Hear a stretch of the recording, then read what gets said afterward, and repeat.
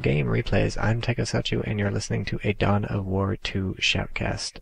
If you don't know who I am, we'll skip the introductions. I'm paused at 5 seconds if you're following along in your very own replay, and I'll get unpaused right off the bat. Let's go ahead and unpause in 5, 4, 3, 2, 1, unpause. 6, 7, 8, 9, 10. So, we have a Tyranids versus Eldar match. The Tyranids are going with the Warlock, and the I don't think the Tyranids are going with the Warlock. Sometimes I use a Warlock as Tyranids, but typically I stick with one of the Tyranid heroes because there's better synergy, and it's important to have synapse and stuff. Because if you get the Warlock, he's alright, but if you're going for like melee sort of caster dude, I think the Hive Tyrant's better. He's not a caster, but he's better in melee. Anyways, so the Tyranids chose the Lictor Alpha. The Eldar have adopted the Warlock. So just right off the bat, I am not good at Dawn of War. You should know that. I am not a good player. I was, true skill like 23, 25 back when it first came out, but I only played like 15 matches, and then I stopped playing because the Company Heroes was better. But now I'm back for Chaos Rising, and pretty much the only reason I'm doing a shoutcast, despite not knowing anything about the game, is that it's pretty sad that nobody's made a shoutcast. So we see a Flesh Hooker right off the bat from this Lictor Alpha, and then he cloaks to get in real close to these Howling Banshees, but it looks like he's not engaging. Maybe he is. That would be a good. He does not engage. That would be a bad idea. Howling Banshees right off the bat will kill your Lictor Alpha in a 1v1 fight, even if you Flesh Hook one of them. Actually, maybe Flesh Hooking one of them you have a chance, but with those Guardians around, this Lictor would have no chance, and he is managing to decap the power, and that is a very good move. You see he's forced the Eldar to reposition. Those Howling Banshees and Guardians were moving off, but now they have to chase down the Lictor, and of course they'll never catch the Lictor because he can just cloak. They are going to buttfuck these Swarmagons. How are these Spore Mines doing? Watch the Spore Mines, very important. Keep your eyes on the Spore Mines.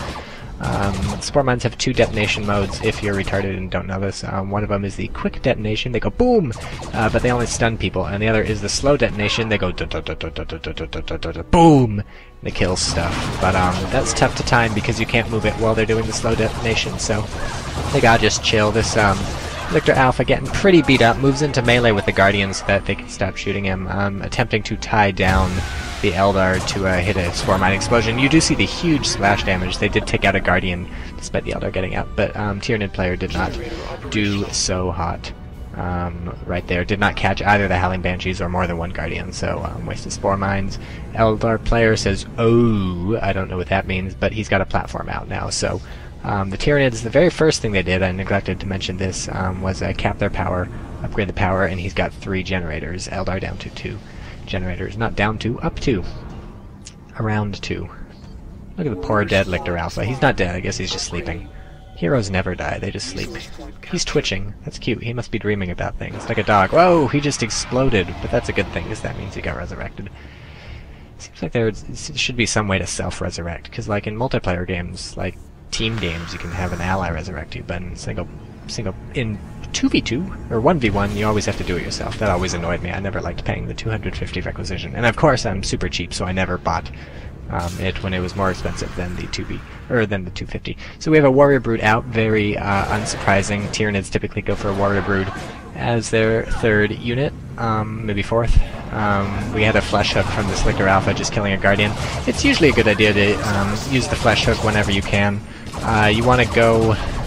I'm gonna say it was a bad idea to get a Guardian. He really should have pulled one of the people off the shuriken cannon weapon platform. Anyways, these Guardians have a Warrior Squad. Sorry, I haven't shoutcasted Dawn of War 2 since, Paleolithic Age or whatever, so they have a Barbed Strangler. That's their suppression weapon. Tyranids have a pretty crazy suppression weapon compared to all the other people. The Eldar have kind of a crazy thing too. It's a platform, but since it can go in a building now, there's not a lot separating it from the other suppression weapons. But we have 3 generators up by the Eldar also, and thanks to Dawn of War 2's fantastic new shoutcast spectator thing, we can check their resources. So this is pretty awesome. The Eldar is getting it has 44 power right now, 46 power, and he's getting plus 56 power income, but of course that is going to go down if these Hormigons continue to harass the power. What was I saying before? Oh, we have a Ravener Brood. That's fun. I was saying something. something about Tyranid suppression, something about something else. I'm gonna forget. I'm a little scatterbrained. Oh yeah, keep flesh hooking.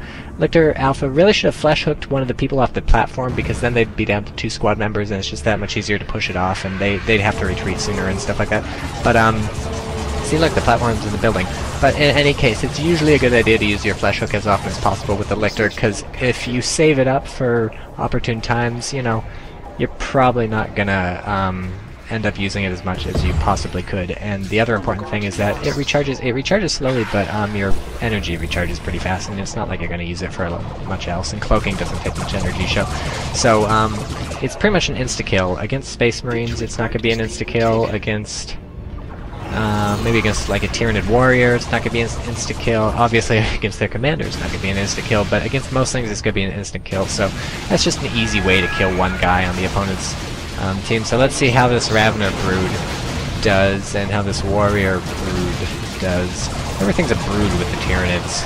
They must be really moody, because always brooding. They're like, ooh, I want to cut myself. I'm brooding. Because brooding means 2 things. But I guess they don't say it in English. Although the Tyranid announcer is in English. It's a lady too. We're at 5 minutes 47, 8,